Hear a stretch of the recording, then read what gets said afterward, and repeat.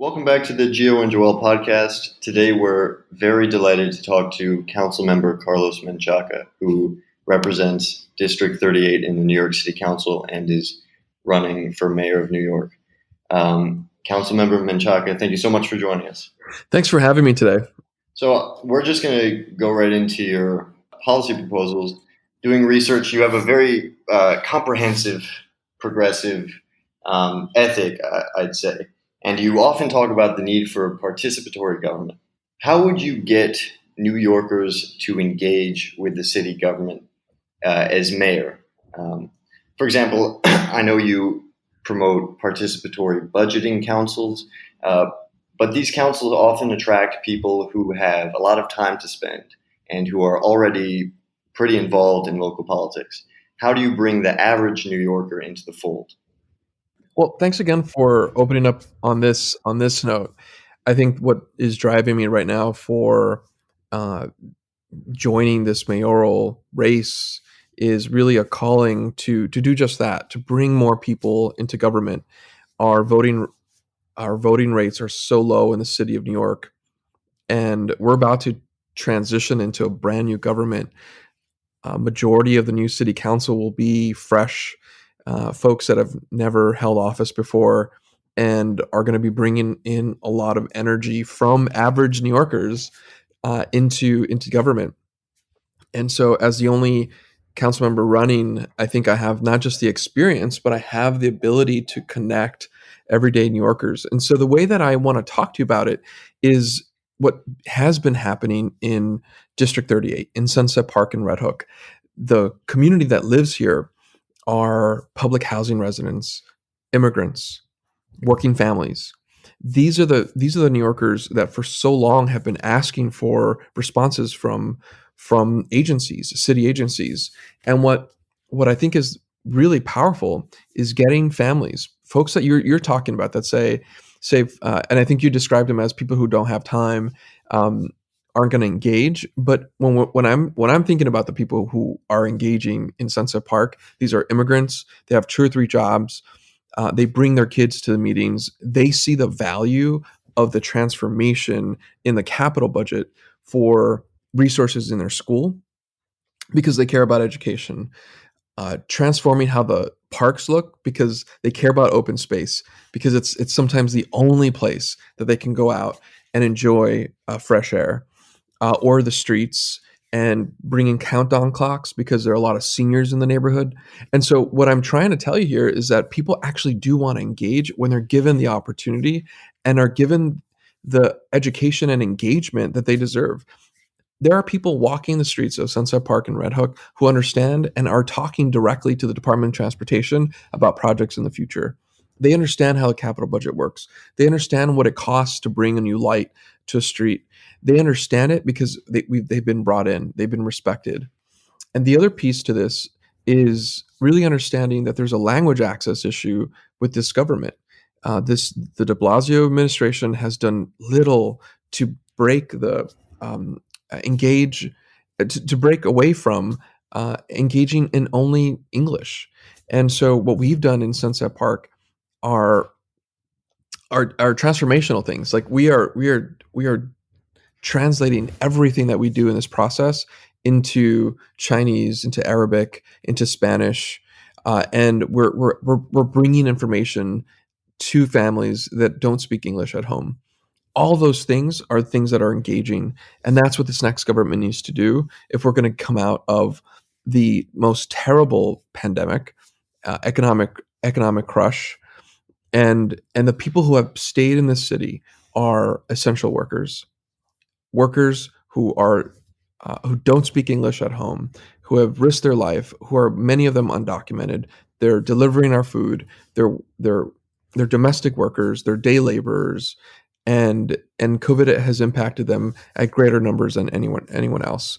That's where we need this next government to focus time, energy, policy, and resources. I want to follow up with you a little bit on. You spoke a little bit about the issues that we as New Yorkers are facing in light of this crisis, and I want to bring you to discussion about people in public housing, subsidized housing, NYCHA, and just what your plan is to make sure that people, the most disadvantaged people in the city, are being looked out for. Like, what is some of your planning for that? Well, if you look at NYCHA, and I represent the largest public housing in Red Hook East and West in the borough of Brooklyn, and the second largest in the city of New York. And I've learned so much about what we need to do in NYCHA. There are about $32 billion worth of deferred maintenance. And what that means is that these buildings are falling apart. And the city is throwing pennies at a problem when we need to throw exactly what we need to repair. And that tension point has caused conversations around privatizing public housing. And as someone like myself who's grown up in public housing and not just seen the value of that, but has just benefited from the support of a public housing development and opportunity, we need to keep our public housing public. And that means that the city of New York needs to put massive amounts of investment. And so my plan is to bring uh, and this is something that we're still waiting to hear what the federal government's going to do, but we can't wait for them.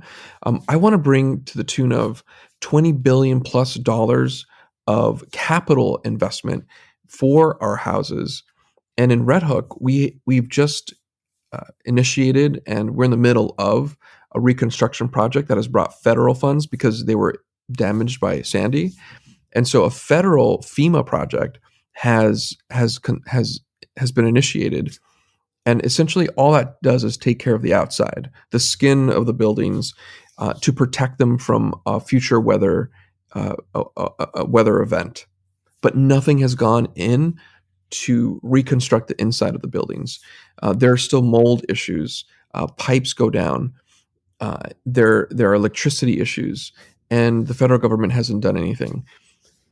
What we need to do is go on the inside and take care of these apartments. But the city government has yet to do something at the scale that we need to. With a $32 billion hole, $100 million a year isn't going to cut it. So I want to be serious about that. But this is all part of my larger New York City Green New Deal plan, and I want to think about $100 billion worth of investment from the capital plan that allows us to borrow. The city has the ability to borrow every year and pay a fraction of that in our budget, in our expense budget. This is the time to get people back to work. That's going to allow for us to restart the economy and send a message to Albany and the state and President Biden and his team that we're serious, that if we can put the initial down payment, a massive amount, that we can potentially get the federal government to come in and either subsidize some of that so we can reduce over time the investment that I want to bring in as mayor, or add to that so that we can really reconstruct not just housing, but bring more resiliency projects that make sense to protect us at the coastlines, to construct the larger yet to happen bike network across the entire city so that we can have a connection on the Verrazano Bridge that brings pedestrians and bikes for the first time ever, connecting Staten Island and Brooklyn. So we can bring more ferry activity, connecting Coney Island to Lower Manhattan and downtown Brooklyn. And so these are the kind of things that are part of the investment plan, an aggressive investment plan. And that's just something that I know well, having worked in government for the last 16 years, managing capital budgets for the Brooklyn Borough President back in 2005 and 6 and 7. And now as a council member, negotiating these budgets, we can do that. We just need someone that has bold leadership to be able to make that kind of investment.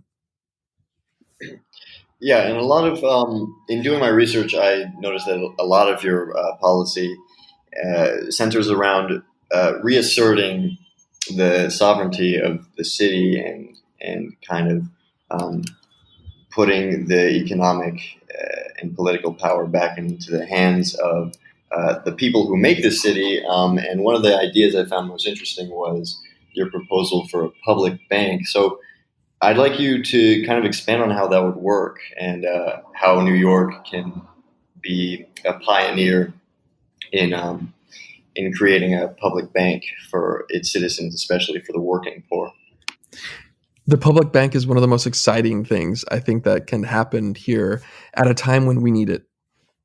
So much of the financing that we get for affordable housing comes from corporations and banks outside the city, many times international banks. And if you heard a little bit about what was happening at Industry City, for example, so much of that financing and so much of those profits were connected to paying off financing from outside the city. A public bank can allow us to keep those profits here.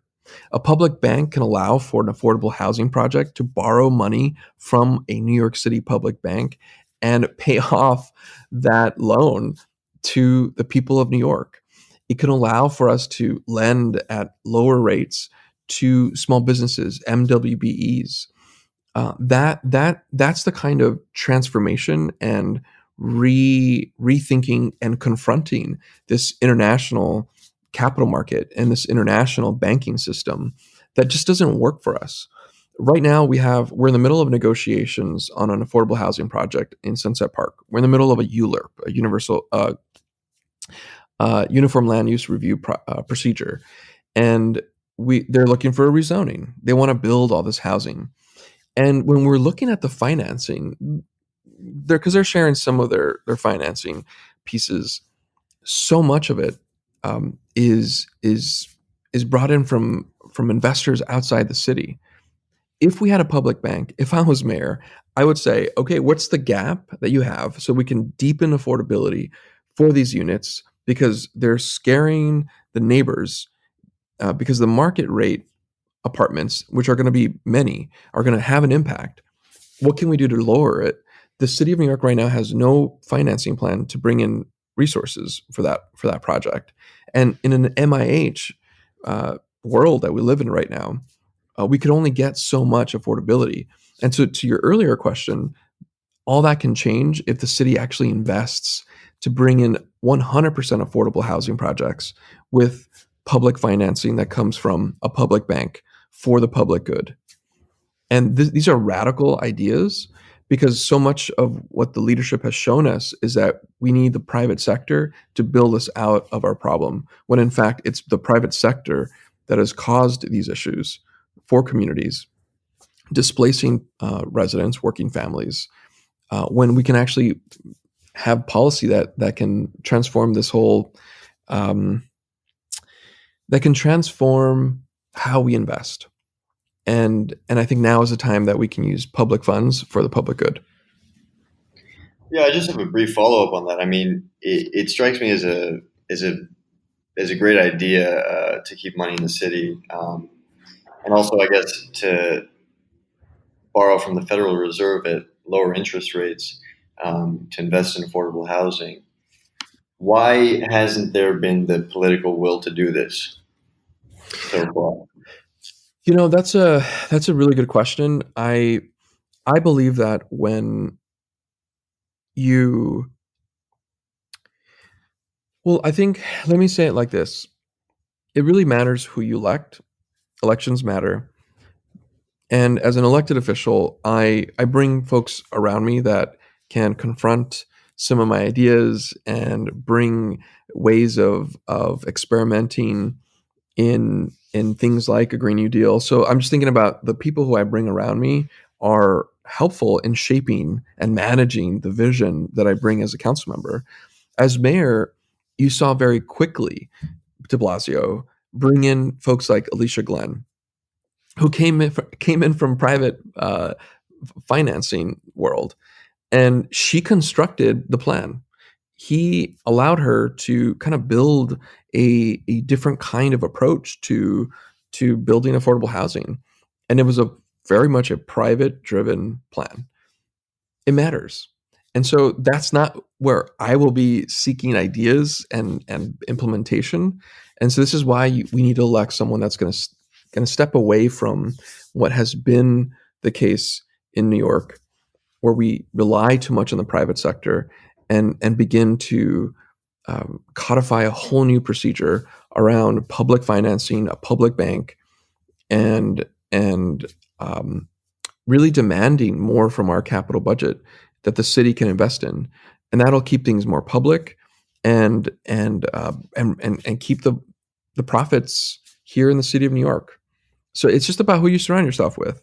And I think that these candidates that are running for mayor need to answer to that in a big way. And I hope that I can really speak to the people that I'm going to be bringing in folks that are going to help start at a public bank and end in an implementation that can transform the way that we invest in our communities, especially Black and Brown communities, especially COVID impacted communities, and our immigrants that are still here. They haven't left. They don't have 2 or 3 houses in other places that they can go and hang out and weather the storm. They're here. They're working, and they bring in a lot of sweat equity, and that should be met with investment. So I wanted to ask you what your feelings are on New York State's current rental relief program. How is your working relationship with Governor Cuomo and whomever wins the 22 gubernatorial election, as far as that recovery, and your thoughts on the message of activists who are on the streets calling for a complete end of evictions and a cancellation of rent throughout the crisis? Well, I'll start there with the canceling of rent and really ending evictions. I think what we have seen so far is a real perversion of understanding the housing crisis, and what we have allowed for our government, city, state, and federal government, is to remove us from the fact that housing is a human right. And if you believe that housing is a human right, then the government itself should structure its policies to ensure that someone can stay in their home and be supported. And so what I think is important in this larger conversation is that it is shifting. It's shifting quickly because of the political will. We're sending a brand new energy that we haven't seen in a long time, a state majority in the Senate, a supermajority that's going to have more power than ever before to confront Cuomo and set a different agenda. And we're already starting to see that. And so I think you're going to see more ideas come out that are not going to be compromised by politics. And so the idea of canceling rent to support our tenants is going to be really important, and the moratorium on evictions, but also how we think about homeowners and rethinking how we tax a single family home versus an investment property. And so all these conversations, I think, are going to start shifting how we bring relief to homeowners and New Yorkers. And so I'm excited for some of those ideas. I think the other component to this is something that is really going to be center, partly because I'm going to be introducing a piece of legislation in the city council soon around a universal basic income pilot program. And that is another way that the city of New York can bring relief to members of our communities that have not and will never have access to a federal relief program like the stimulus. And that is important to keeping people in their home and being able to pay for rent, being able to pay for food and the things that they need. So the housing conversation and this question is also related to a policy idea for me that's important to bring relief to immigrants and other people who are locked out of the federal stimulus. And I know that Biden, and there's a lot of pressure for the federal government to be able to make well on their promise for New Yorkers, but it's not going to come to everybody. And so we need to fill that gap. And I hope that we can, this is not a new idea. I mean, this is something that has been around since the 70s. And Martin Luther King Jr. talked about it a lot, is to bring economic justice by just bringing the dignity of and the ability to pay for housing. And through a universal basic income program, I think we can begin to implement that here in the city of New York and keep people in their homes, especially immigrants, essential workers. Yeah, so I definitely want to come back to universal basic income later because it's becoming one of the defining policy proposals of our time and of this race. But first, I want to ask, because you did mention Mayor De Blasio before, and you kind of alluded to how he's failed or how he's been institutionalized after becoming mayor. You supported him in the beginning when he first ran as a progressive, but you have since been pretty vocal in your opposition to his administration's general trajectory. Uh, where did he go wrong? Like, in other words, what institutional or external factors do you believe pulled him from this original progressive vision he had? And how will you or any other um, progressive mayoral candidate avoid falling into the same trap? It might be a bit of a speculative question or maybe a complicated question, but I think it's an important one. It is an important one, and I think it's important because this is what the voters are going to have to hold. And I think that what this question makes me think about is the support that I had for him. Really, and if you think about it, I ran my own race in 2013, separate and apart from the mayoral. I had to convince and connect and encourage and inspire a district to remove an incumbent. And that was not something that the establishment, which included de Blasio, could support. And so I brought in a very kind of unique approach to removing the incumbent. I was the only member in the council to remove an incumbent in 2013. And so here I come in already as a fighter, as someone who's going to confront incumbents, and I did. And so as soon as we got in, we ran into a massive problem with his administration, and that was a big battle in the beginning of 2015 around the South Brooklyn Marine Terminal. Now, you might know about the South Brooklyn Marine Terminal because we just approved a massive offshore wind project with Equinor in Sunset Park. This was the same space that was in battle with the administration, and he signaled to his agency, the Economic Development Corporation, to move forward on a plan that they constructed without checking in with the community. And I was a newly elected official, rooted in participatory democracy, and I said, hell no, you're not going to just ram this through us. We're going to review it, and we're going to need more time. They started on a 40-day clock on this approval process, and I said, absolutely not. This isn't going to happen. They were really upset, and they smeared me in the press. How could I know about economic development? Let the professionals do what they need to do. And I think that was the beginning of an understanding that has shown up in his leadership style, that he knows everything better than everyone else. And I think those are things that can be known about a candidate in their previous work. And so I think history as a member of the council, like, we could have probably seen it coming if we had done our homework. And so I hope that folks can do the homework on my end, that I have taken a lot of positions that have been unpopular with my own colleagues, unpopular with the mayor.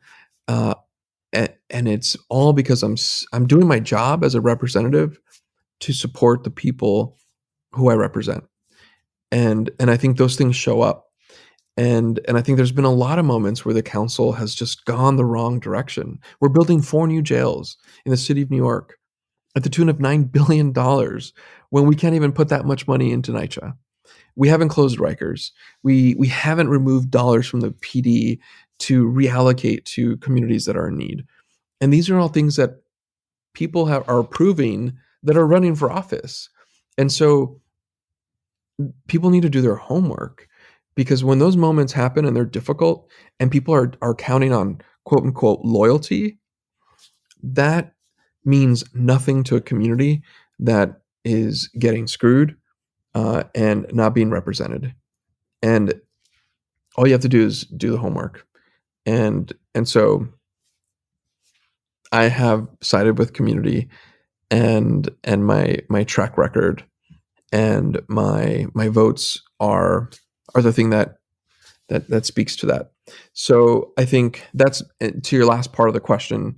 How am I going to step away from the usual what's happened in the past for many people who are elected? Is just look at what I've done in the past. I think you can continue to see me as standing up and defending community voice and bringing engagement and education and co-governing with the community that I represent. And I think I've done a hell of a job in Sunset Park and Red Hook, and I want to do that for the city of New York. I want to actually give you an opportunity to elaborate a little bit more on this collaboration government, in the sense that you already spoke about winning an election and unseating an incumbent, but now you have been a member of the council for several years now, so you're already a figure in city politics. How do you keep up that relationship with activists and with regular people in terms of moving up to the mayoral position, where you're not just working with this neighborhood, and I guess it would be more it's easier to work with people on an individual level? How do you keep that up as the mayor? Because I think that's something that de Blasio struggled with. Yeah, he did. And I think this is the inherent struggle of a mayor that is a leader of many agencies, of millions of people. And this is where, and this is, I'm glad we're having this part of the conversation now, because if you can look at what I've just described, what I'm asking for in this next version of the city government is a reconstruction. And I'm going to be bringing in a team that is going to work on that. They are going to be managing the reconstruction, the breaking of the bones, if you will, of this government, so we can build a public bank, so we can bring funding into NYCHA and affordable housing projects, and build pipelines for workforce development, and ensure that we are translating all of these messages into every language that we need to, so we can get to every corner of the city. And so this is going to be a massive operation. What my job should be as mayor is to bring in the brightest people, the people who are going to be engaged and we can keep accountable. And for me, what I see is a affirmed relationship with the city council, because what I've learned as a council member is that I am a mini mayor in the city of New York. There are 51 of us that are engaging with agencies on a daily basis to bring more attention to communities that are not getting that attention in that neighborhood. And what the mayor never did, I never met once with the mayor on an issue directly. I was dealing with all the city agencies. And when there was a leadership issue that he was confronting, he never wanted to sit down and talk to me about it. And so what this mayor needs to do is co-govern with a council that is going to have a lot of power in developing budgets and negotiating it. That's what we do every year. Building legislation. So instead of confronting a city council, what I want to do is work with the city council to ensure that every opportunity to have an engaged conversation with people who are engaging with the local council member can happen together. And I think you saw, and now it's like, it's a fashionable thing to be against the mayor, but this took some time. The mayor had a lot of political capital that he was using to push down dissent, and it took a while before people finally caught on, and now everybody is against this mayor. Where that has been pretty much the way that we have governed what we do in District 38. And so I think what I need to do is continue to commit. I'm an organizer by by trade, if you will. Like this is just how I do what I do, and I want to be in community and build out spaces so that agencies can have a more intimate relationship with communities. And I think that we've done that in Sunset Park, and I want to bring that kind of leadership to the rest of the city, so that we're not pushing down a rezoning into a community, that a community is rising up with the framework of a rezoning. And this is why I believe in comprehensive planning. that movement, if you've studied it, really is asking for communities to be part of how we rethink where we put in investment, where we grow, so that neighborhoods are part of that conversation. And then once we have a comprehensive New York City plan about how we're going to grow, then we can bring all the private investment that wants to come in and say, great, if you want to come in and grow and buy property and build things, it's after the city of New York and the communities that are keeping our city alive invite you in to that framework. This is where we're going to build more housing. This is where we're going to double down on our industrial business zones so that we can build the PPE that we need in the future pandemic, because we struggled with that.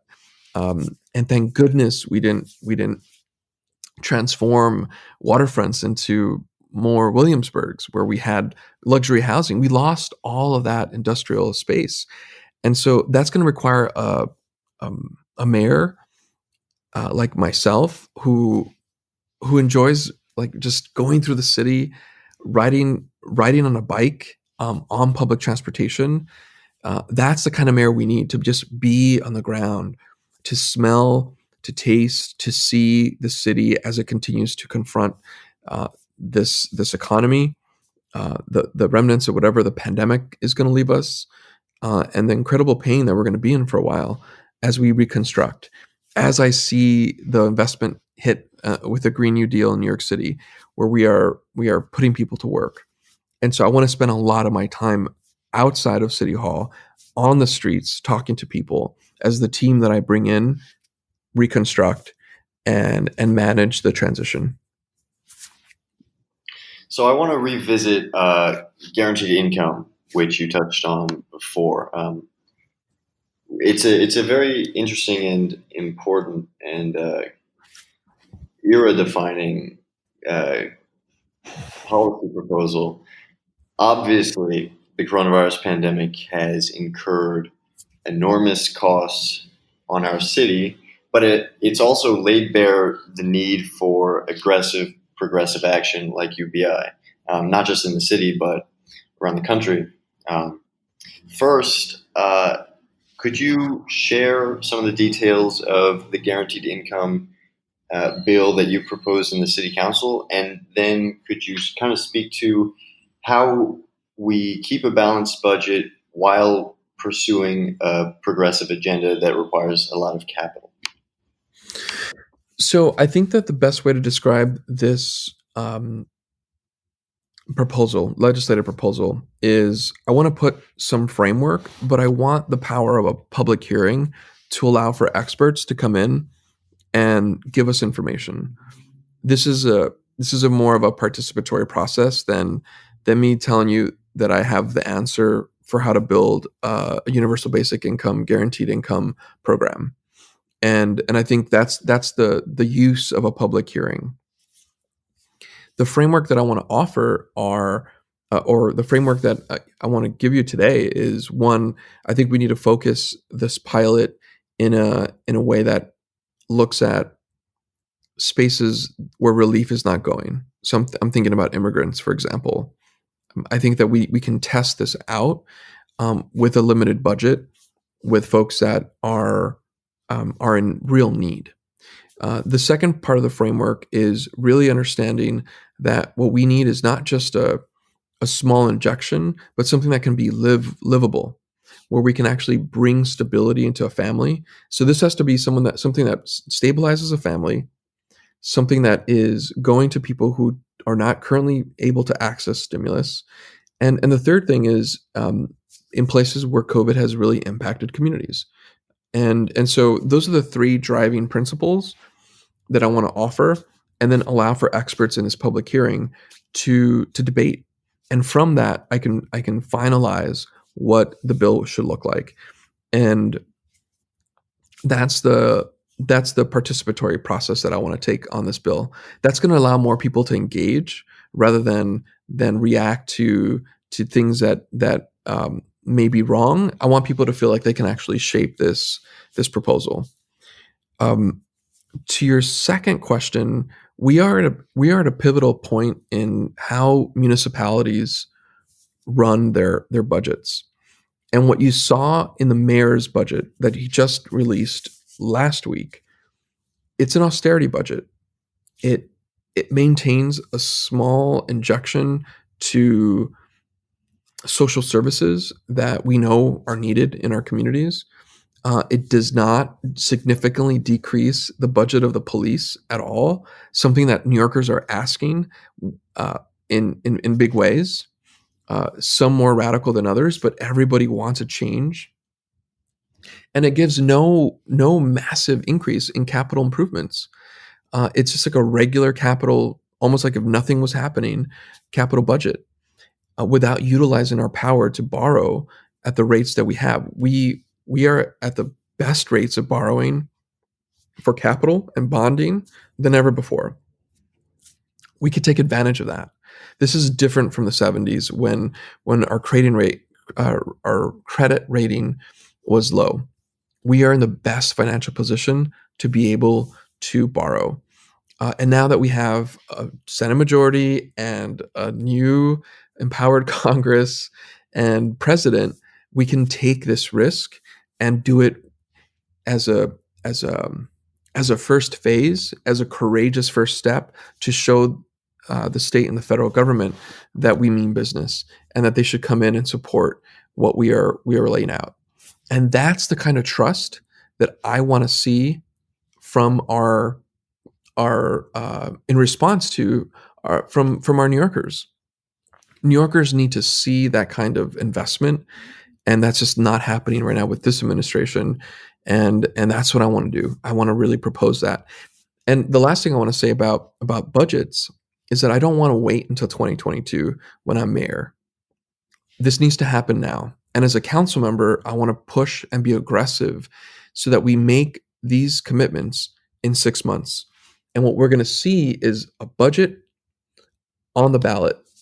People will be electing the next mayor on the promise of a budget that we pass in 6 months, in 5 months, in June. And so I hope that these things can be felt as an intersectional moment so that the ideas that are being spouted by people who may not actually believe them, and I'm not just talking about mayoral candidates, I'm talking about council candidates as well, can be manifested in actual power in this budget right now. And that's the kind of movement that I'm going to be growing through this mayoral campaign and as a council member.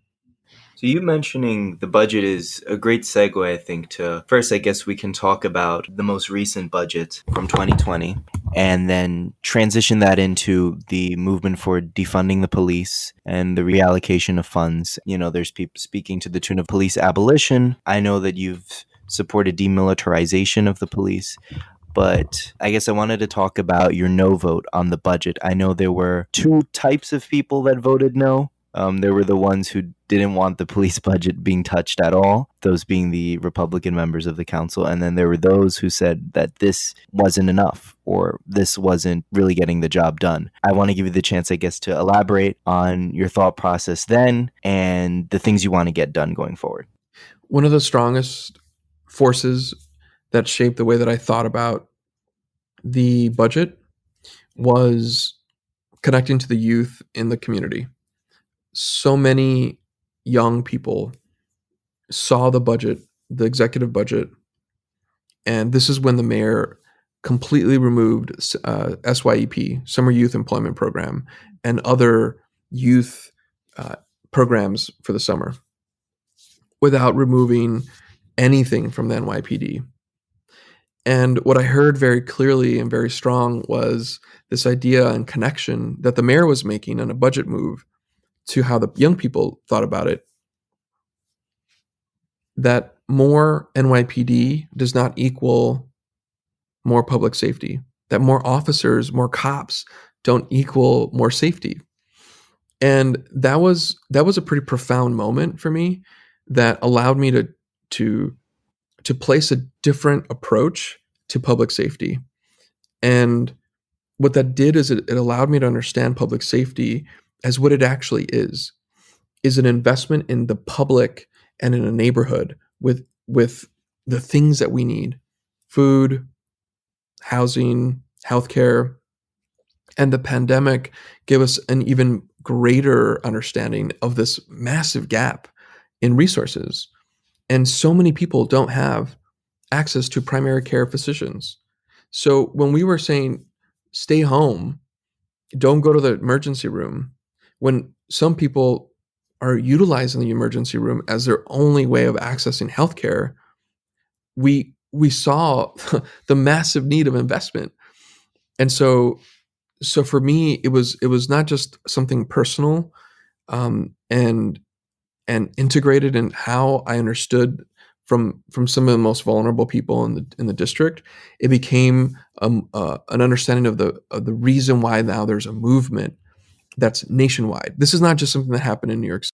This is something that other legislative bodies are having to grapple with, and so I stand with them, and that I want to take this aggressive nature because that's where we need to go. What is currently driving us today is the idea that we need more police. And there are members of the council that are saying, if I can have a cop on every corner, I would. That's the kind of mentality that we're fighting, and that doesn't work. And so I want to move in a different direction. I want to say yes to bringing more funding to our communities that need it. And so that's the policy area. That's where we're going. That's where I want to go in this next budget in 5 months. And that's what I want to talk about. And I think that's the courage that we need in this next administration. And if we elect council members and a next mayor who doesn't understand that, we're gonna stay stuck in a status quo that will continue to fail New Yorkers.